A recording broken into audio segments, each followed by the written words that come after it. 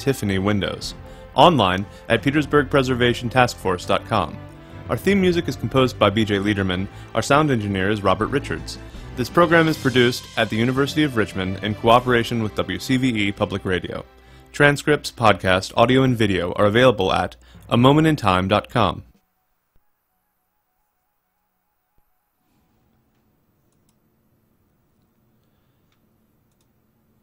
Wednesday morning here on KSJE, and you're listening to the Scott Michlin Morning Program, and it is time to check in with things down in the Encouragement Lab. That's where Dr. Mike Hadabaugh is joining us live this morning. Dr. Hadabaugh, good morning.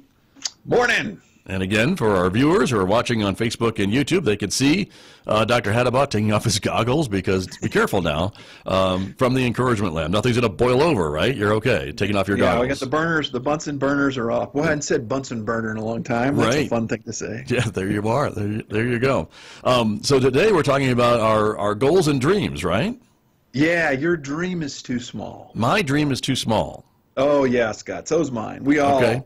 All of them. Compared to the guy I'm going to talk about today, all of our dreams are too small. Interesting. Okay. So what does that mean? I got to hear somebody speak a couple weeks ago that absolutely blew my mind. And I'm going to, I am not afraid to share my emotions here on the air with KSJE listeners. I cried more in this guy's speech than I've cried ever in a speech in my life. Really? And what's funny is he wasn't even emotional as far as but his story is that profound. It's absolutely one of the most incredible stories I've ever heard.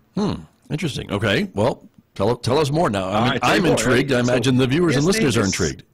Yeah, his name is Scott Harrison. And you probably haven't heard his name, but you probably know about a couple things that he's created. So he's transformed a few things. So after 10 years as a dance promoter in New York City, where he literally just went off the rails. His life was off the rails.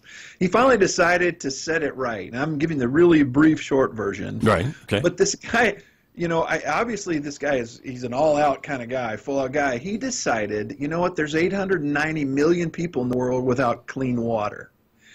And he decided to start a charity. And there's a great story behind how he went and did work with in Liberia with really poor people about getting them surgeries through an outfit called Mercy Ships, and he was their photographer for a couple of years before he started this charity. But he started, some of you may be familiar with this, he started Charity Water.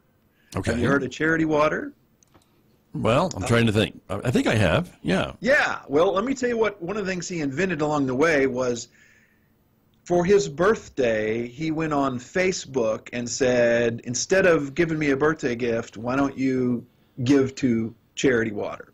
Okay. He actually started that. So if you've ever, I don't know if you have friends, I have lots of friends on Facebook like, give to this charity for my birthday. Well, it started with him.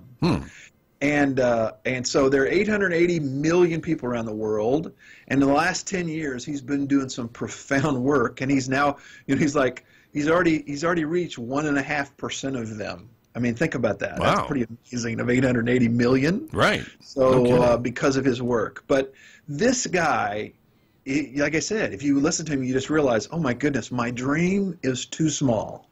Because he just literally put his head down and went, you know what, we're going to knock this out. And every year he keeps incrementally increasing the amount of money that he's putting in this project. He's got Bill Gates behind it. He's got Will and Jada Pinkett Smith behind it, which maybe they're behind it separately now. I don't know. Oh, but, maybe, right? That's true. Yeah, he's got Richard Branson. He's literally transformed the charity world, because what he did was his charity is actually Charity Water. And what he did at the very beginning, he says, look, I got two bank accounts. I got the charity bank account and I got the water bank account. And all that goes into the water, if you give to the water charity, 100% of what you give will go to putting fresh water to people in poor areas that have no clean drinking water. And like I said, I wish I had 20 minutes to tell you about this guy, because he does some amazing things in what he does. But he made me realize that my dream is too small for what I'm doing. I'm just trying to encourage a few people here and there. I'm like, well, why am I not encouraging the whole world? Because that's what this guy's doing. Wow. And we've got a brand new book out. Okay. On the bestseller list. There it is. I started reading it. Aptly named Thirst, right? A guy sure. fixes water. So Makes sense. Scott Harrison, look up his story. Go on YouTube, watch him speak, because it will transform.